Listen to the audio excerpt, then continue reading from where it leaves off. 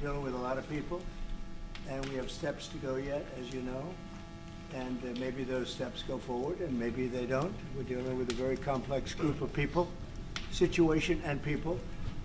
But we have the right man, we have the right leader of Israel. He's done a great job, and we've been friends for a long time, and we do a great job also.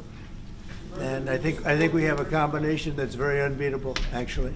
Can I ask, what would happen, Mr. President? What would happen, Mr. President? What would happen if you hear? Wait a minute. Wait. Where is that person? Where's that person coming from? Come on, go. Mr. You go. President, what would happen if you'll hear from the Israeli side today that they're not willing to go through with the deal to get all the hostages back home and finish the war? We'll see what happens. Whatever happens, we'll be prepared to handle the situation. Are the Saudis demanding a Palestinian deal, state? Mr. President. No. Are the Saudis demanding a Palestinian state? No, they're not. No. Are they demanding a path towards a Palestinian state or any other recognition Everybody's of that demanding one thing. You know what it is? Peace. We want peace. We want people to stop being killed. But everybody's demanding one thing. Very simple, peace. And he wants peace also. Mr. President, do you think it's politically possible in Israel to get this deal done until the end? To get the deal done? Yeah. Sure. I mean, is it politically Why wouldn't a deal get done? A deal can get done. We'll see what happens. We're dealing with very complicated people. But a deal can absolutely get done. Israeli strike on Iran. We'll see what happens. President Trump, I was with Prime Minister Netanyahu. We have heard Joe Biden and Donald Trump take credit for the hostage and ceasefire deal. Who do you think deserves more credit?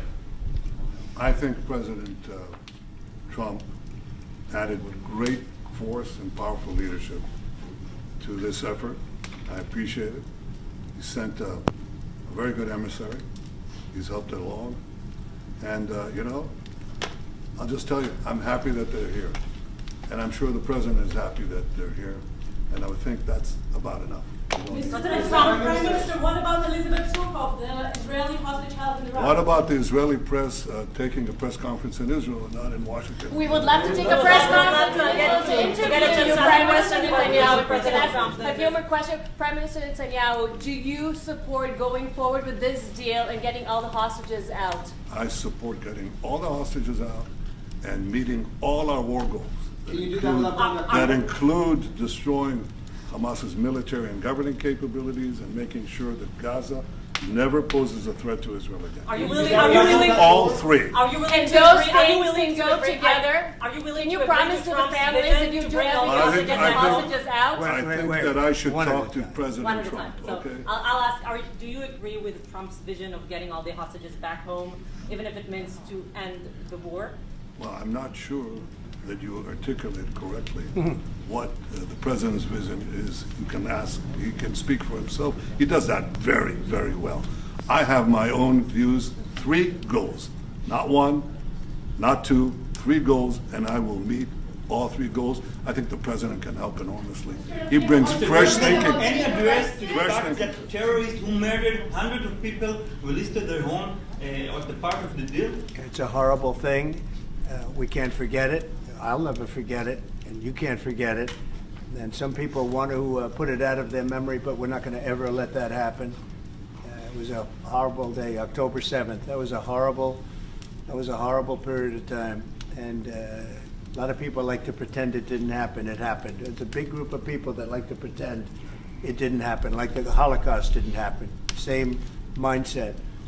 No, we're going to get this thing wrapped up, and we're going to get it done. We're also dealing, I think, very successfully with Russia, Ukraine. We're going to hopefully get that one done at some point in the not too distant future. That's a complex problem also, but we solve problems. When I left, we had no problem. There was no Ukraine and Russia fighting. There was no October 7th. There was nothing, and some very poor leadership led to a lot of problems and a lot of death.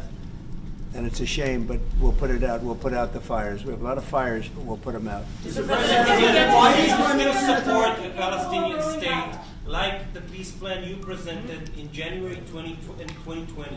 Is this plan still on the table? Well, a lot of plans change with time, and a lot of death has occurred since I left and now came back. This death occurred not while I was here, but while somebody else was here. It shouldn't have happened. They shouldn't have allowed it to happen. It would have never happened, and that includes Russia, Ukraine would have never happened. Not even a little bit, not even a chance. But now we are faced with a situation that's different, in some ways better and in some ways worse. But we're faced with a very complex and difficult situation, but we'll solve the problem. Mr. President, do you expect to get refugees get from Gaza, out of Gaza? If not Jordan, Egypt, what other countries you think might accept Palestinians from Gaza? Well, I think Jordan and Egypt will. I know they've spoken about it with you, and they say they're not going to accept. I say they will. But I think other countries will accept also. I think that Gaza maybe is a demolition site right now. If you look at Gaza, it's all, I mean, there's hardly a building standing, and the ones that are going to collapse. You can't live in Gaza right now, and I think we need another location. I think it should be a location that's going to make people happy. You look over the decades, it's all death in Gaza. This has been happening for years. It's all death. If we can get a beautiful area to resettle people permanently in nice homes and where they can be happy and not be shot, not be killed, not be knifed to death like what's happening in Gaza. And right now you have in Gaza a very dangerous situation in terms of explosives all over the place, in terms of tunnels that nobody knows who's in the tunnel. The whole thing is a mess. And I think that if we can resettle, and I believe we can do it in areas where the leaders currently say no. I mean, I've been saying that with Mexico, having to do with the border and all of the things, and you saw what happened, 10,000 soldiers, and they're going to do a good job. I really believe that, and I believe Canada is going to do a good job also. They said the same thing, and then they did something much different than what you were hearing. This is a very, very difficult situation, but we're going to get it solved. I don't think people should be going back to Gaza. I think that Gaza has been very unlucky for them. They've lived like hell. They lived like you're living in hell. Gaza is not a place for people to be living. And the only reason they want to go back, and I believe this strongly, is because they have no alternative. What's the alternative? Go where? There's no other alternative. If they had an alternative, they'd much rather not go back to Gaza and live in a beautiful alternative that's safe. Mr. President,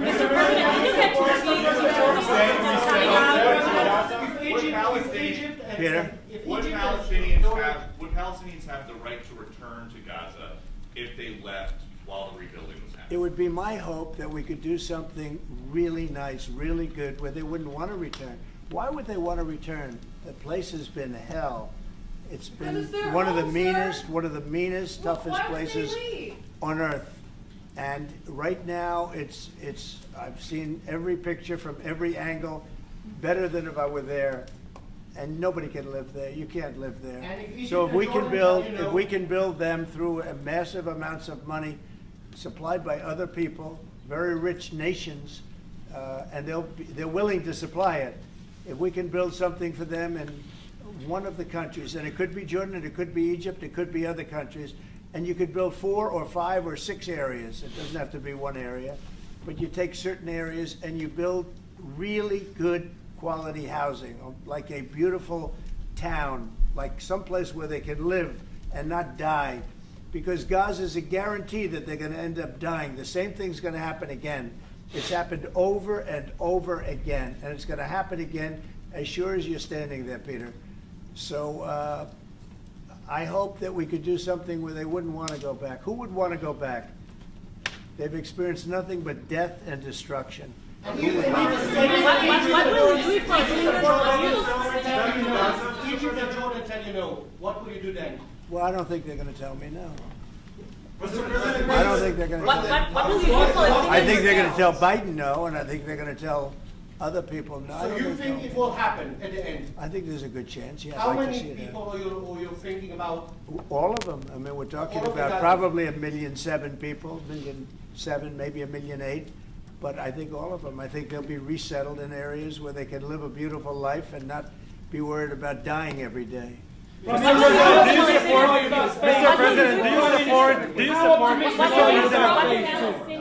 President, do you support building settlements, Jewish settlements back in Gaza in the next years? Say it. Building settlements, Jewish settlements back in Gaza in the next year. Do you support this idea? I don't see it happening. It's too dangerous for people. Nobody can go there.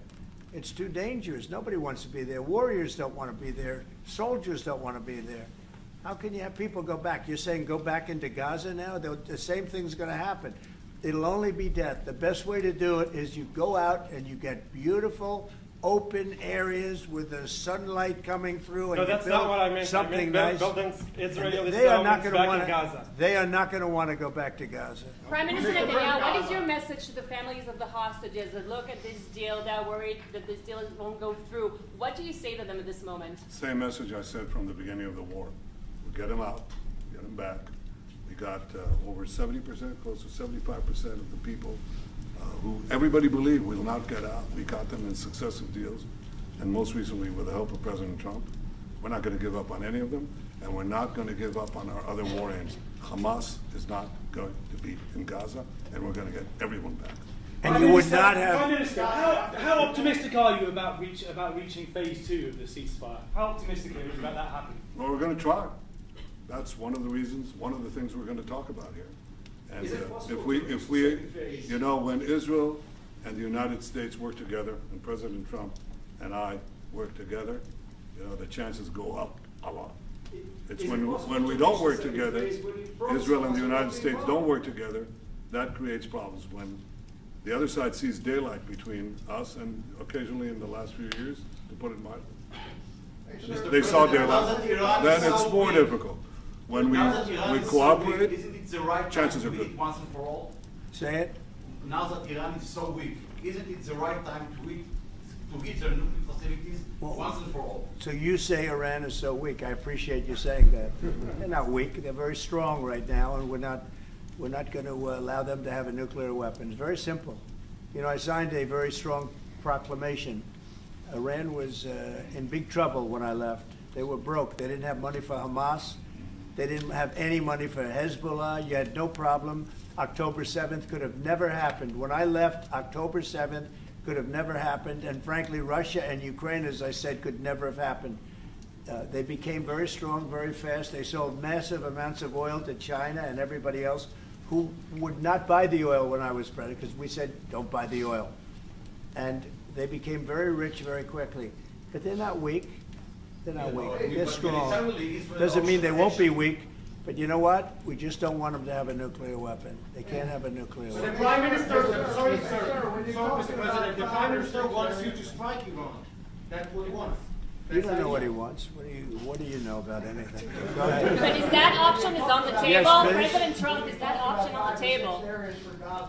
You're not just talking about Jordan and Egypt. No, could be other places too. So in the Gulf. There are many people that have reached out, many countries, many leaders of countries that have reached out that would like to participate in that. Doesn't have to be Jordan and Egypt, but I think it would be also them.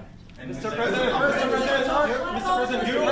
your relationship with Mr. Netanyahu knew ups and downs. How do you describe it right No, now? I think it's mostly ups. Mr. President, what about the Palestinian Authority? Should it rule Gaza? Because Gaza will be empty? What? The Palestinian Authority, can it rule Gaza? What do you think? Well, it's had a pretty hard time, wouldn't you say? I'd say it's had a pretty bad time of it. Mr. Okay. President, Qatar has, you've criticized them in the past as a funder of terrorism, so as the Prime Minister. Do you think they're part of the solution or part of a problem moving forward? I think they're trying to help. Qatar Yep. is absolutely trying to help. I know them very well, and they're doing everything they can. Very tough situation, but they are absolutely trying to help. Will you Okay, visit Israel? thank you very much, everybody. Press, let's go. Come on, guys. Thank you. I'm clean team. Thank you, guys. You'll see him soon.